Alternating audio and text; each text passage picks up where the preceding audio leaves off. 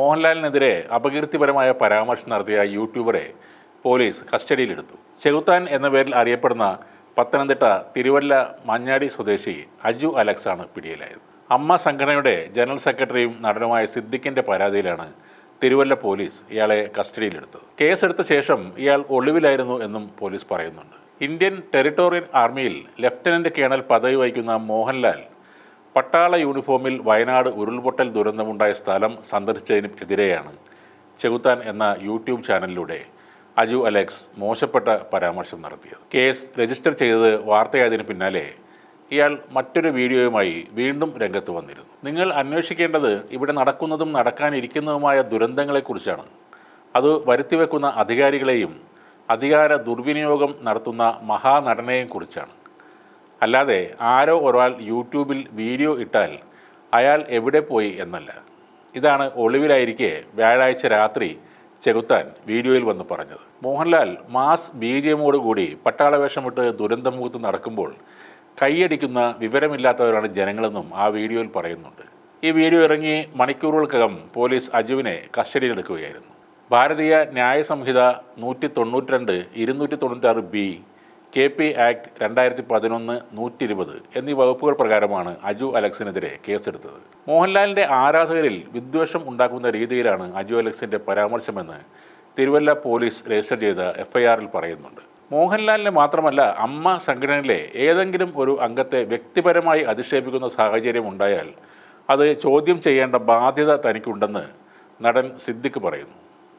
മോഹൻലാൽ ചെയ്ത വലിയ പ്രവൃത്തിയെ അഭിനന്ദിക്കുന്നതിന് പകരം വ്യക്തിപരമായി തീർത്തും മോശമായി അദ്ദേഹത്തെ ഒരുപാട് അധിക്ഷേപിക്കുന്നത് കണ്ടപ്പോൾ അദ്ദേഹത്തിൻ്റെ സഹപ്രവർത്തകൻ എന്ന നിലയിൽ ഏറെ വിഷമമുണ്ടാക്കിയെന്നും സിദ്ദിഖ് മാധ്യമങ്ങളോട് പറഞ്ഞത്. കുറച്ചു കാലങ്ങളായി നടീനടന്മാരെയും സിനിമയെയും പല രീതിയിൽ അധിക്ഷേപിച്ചുകൊണ്ട് യൂട്യൂബർമാർ എത്തുന്നുണ്ട്. ഒരു വ്യക്തി മാത്രം വന്ന് ഇതുപോലെ വ്യക്തിപരമായ അധിക്ഷേപിക്കുന്ന പ്രവണത കുറച്ചു കാലമായി കാണുന്നു. ഇതിനെതിരെ ആരെങ്കിലുമൊക്കെ ചോദിക്കേണ്ടേ? രാജ്യത്തിന് ഇതിനെതിരെ ഒരു നിയമമുണ്ട്. ഇപ്പോഴാണ് ഈ വിഷയത്തിൽ നിയമപരമായ നടപടി സ്വീകരിക്കണമെന്ന് ആവശ്യപ്പെട്ട് പോലീസിൽ പരാതിപ്പെടുന്നത്.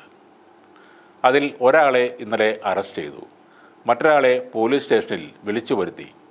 ഇനി ഇങ്ങനെ അധിക്ഷേപിക്കുന്ന വീഡിയോ ചെയ്യില്ലെന്ന് എഴുതി വാങ്ങിയിരുന്നു എന്നും സിദ്ദിഖ് പറയുന്നു. അമ്മയിൽ അംഗമായ ഒരു സിനിമാ നടനെ വിമർശിച്ചതിനോ പരിഹസിച്ചതിനോ അല്ല ഇപ്പോൾ ചെകുത്താൻ കസ്റ്റഡിയിലായിരിക്കുന്നത്. വിമർശനവും പരിഹാസവും ഒക്കെ പലയിടത്തും നടക്കുന്നുണ്ട്. ചെകുത്താൻ ചെയ്തത് പരസ്യമായ ഒരു അവഹേളനമാണ്.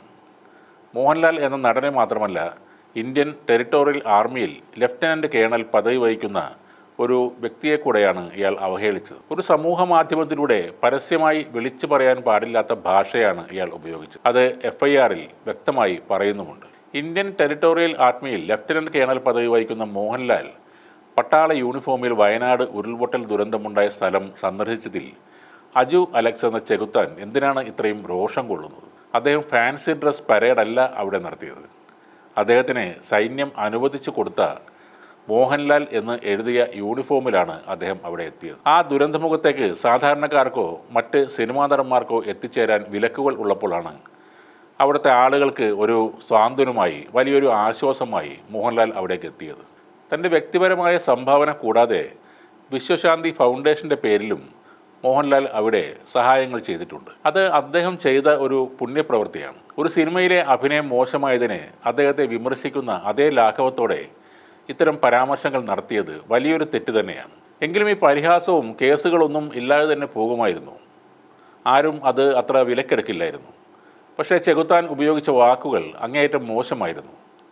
അത് അമ്മ എന്ന താരസംഘടനക്കും മോഹൻലാൽ ഫാൻസിനും എന്തിന് ഒരു സാധാരണക്കാരന് പോലും ചെകുത്താനെതിരെ കേസ് കൊടുക്കാൻ തോന്നിപ്പിക്കുന്ന വിധത്തിലായിരുന്നു. വിമർശനവും പരിഹാസവും പരിധി ലംഘിക്കുമ്പോൾ അത് അശ്ലീലമായും തെറിയായും മാറുമ്പോൾ ചെകുത്താന്മാർക്കെതിരെ കേസുകൾ വരികയും കസ്റ്റഡിയിലാവുകയും ചെയ്യുന്നത് സ്വാഭാവികമാണ്. ഇതിനൊക്കെയുള്ള ശിക്ഷയും പുറകെ തന്നെ വരുന്നുണ്ടാകും.